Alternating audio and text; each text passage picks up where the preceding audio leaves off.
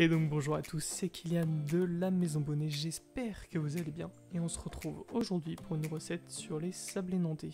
Ces petits gâteaux de Nantes qui sont parfaits pour le goûter. Sans plus attendre, si vous êtes prêts pour la recette, on va pouvoir y aller. C'est parti. Et donc on est parti pour une recette de 12 sablés nantais. Il va nous falloir 125 g de sucre glace, 125 g de beurre déjà taillé, un œuf entier qu'on a déjà battu, et 250 g de farine type 45. Ensuite il va nous falloir 5 g de levure chimique, 5 g de vanille et 2 g de sel, ce qui équivaut à une pince à peu près. Au niveau du matériel, il nous faudra un fouet, une maryse, une fourchette pour faire les petites taillures et un emporte-pièce de 8 cm de diamètre. C'est parti! Et on va pouvoir passer à l'étape suivante. Donc dans l'étape suivante, on va ajouter notre sucre glace dans notre récipient. Et on va pouvoir ajouter notre beurre en morceaux qui est légèrement tiédi pour pouvoir bien s'incorporer dans le sucre. On appelle cette étape crémer. Donc là, on va venir à l'aide de notre maryse tout simplement mélanger le beurre et le sucre jusqu'à la formation d'un mélange homogène.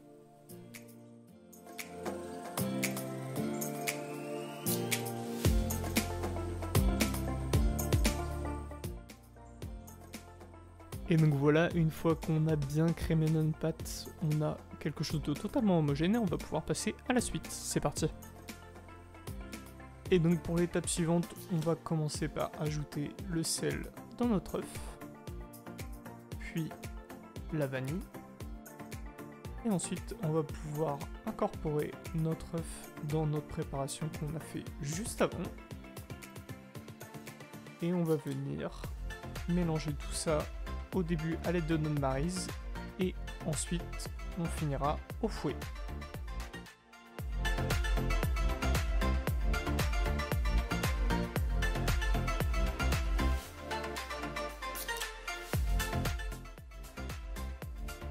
Et donc voilà, une fois que le mélange est terminé, on va pouvoir passer à l'étape suivante. C'est parti! Et donc ensuite, une fois qu'on a ce mélange, on va pouvoir ajouter nos 5 g de levure dans nos 250 g de farine type 45. Une fois que c'est fait, on versera la farine directement dans notre mélange,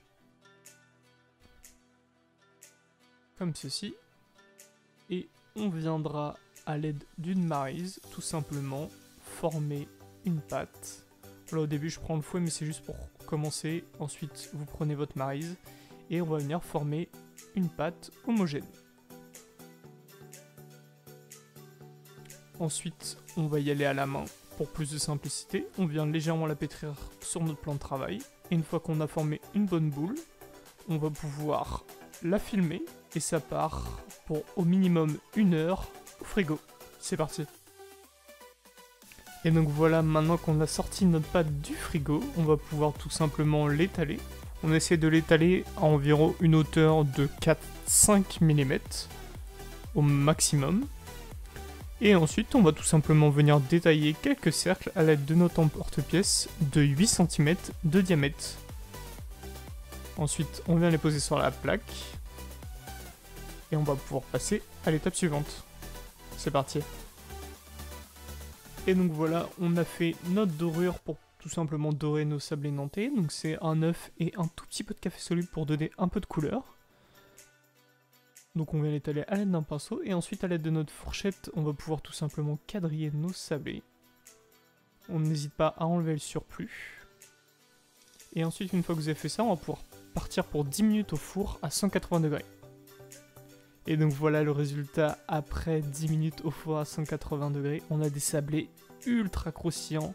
Ils sont délicieux pour le goûter. J'espère que cette recette vous aura plu. On se retrouve à très bientôt pour une nouvelle recette. C'était Kylian de la Maison Bonnet. N'hésitez pas à vous abonner, à liker. Et sur ce, ciao!